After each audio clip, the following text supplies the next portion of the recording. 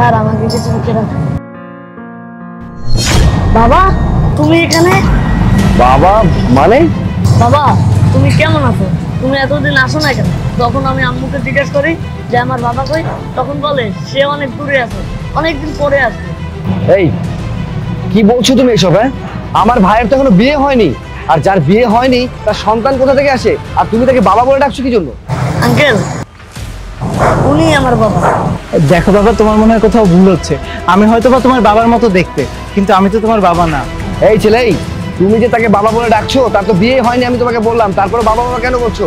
আর তুমি যখন বাবা বলছোই, তোমার কাছে কোনো প্রমাণ আছে যে সে তোমার বাবা হয়? আঙ্কেল আমার কাছে প্রমাণ আছে, এই দেখুন আব্বুর ছবি। আরে ও তো ঠিকই বলছে, এই ছবির সাথে তো হুবহু মিল আছে। আর বাই দ্য ওয়ে, এই ছবি তো তোর 5 বছর আগে। এই ছবি ওই ছেলের কাছে কিভাবে আসলো? হ্যাঁ, তার মানে এই ছেলে যা বলছিল সত্যি বলছিল। এইসবের মানে কি? হ্যাঁ, সত্যি কথা বল আমার কাছে, বল সত্যিটা। সত্যটা আমি কইতাছি, আমার সন্তান কোনো মিথ্যা কথা কইতাছে না, ওই সত্য কথাই কইতেছে। এই লোকটা আমার সন্তানের বাপ, কিন্তু হ্যাঁ আম করে পরিচয় দেয় না, হ্যাঁ মিথ্যা কথা কয়। এই যে আপনি যে এইসব কথা বলছেন, আপনার কথা বিশ্বাস করবো কিভাবে? হ্যাঁ, আপনার কাছে কোনো প্রমাণ আছে? আমি জানি আমার মুখের কথা আপনাকে বিশ্বাস হইব না, কিন্তু আপনার বাইরে আছে তো, আপনার বাইরে জিগান, হ্যাঁ সত্যটা কোক। কি ব্যাপার, এখনো কি চুপচাপ দাঁড়িয়ে থাকবি নাকি সত্যি কথা বলবি? এখানে কি হচ্ছে কি? হ্যাঁ ভাইয়া, ও আসলে আমার ওয়াইফ।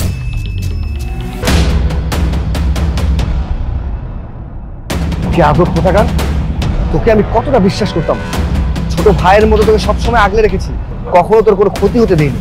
আর তুই কিনা ভাই হয়ে ভাইয়ের সাথে মিথ্যা কথা বলছিলি।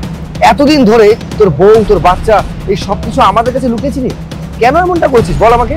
আরে তোর কোন চাওয়া অপূর্ণ রেখেছি? যখন তুই যেটা বলেছিস সেটা তোর সামনে আমরা হাজির করে রেখেছি, আর তুই কিনা আমাদের বংশের প্রদীপকে রাস্তায় রাস্তায় ঘোরাচ্ছিস। তোর একটা বারের জন্য বিবেকে বাঁধো না? 5টা বছর ধরে আমরা কোনো কিছুই জানি না, আমাদের বংশের যে একটা প্রদীপ আছে সেটা পর্যন্ত আমরা জানি না। ঠিক, আবার ভাবতে অবাক লাগছে যে তুই আমার ভাই, তোকে ভাই বলে পরিচয় দিতে আমার ঘৃণা লাগছে। বল কেন এমনটা করেছিস? বল, চুপ করে দাঁড়িয়ে আছিস কেন? কথা বল। আসলে ভাইয়া ও অনেক গরিব ঘরের একটা মেয়ে, আমি চিন্তা করেছিলাম এত গরিব ঘরের মেয়ে হয়তো বা বাসায় কেউ মেনে নিবে না, তাই তোমাদেরকে জানাইনি। আর তার চেয়ে বড় কথা, তুমি আমার বড় ভাই, তুমি এখনো বিয়ে করনি, আর আমি ছোট ভাই হয়ে বিয়ে করে ফেলেছি। এই বিষয়টা জানলে হয়তো বা তুমিও রাগ করবা, এই কারণে আমি কাউকেই কিছু জানাইনি ভাইয়া।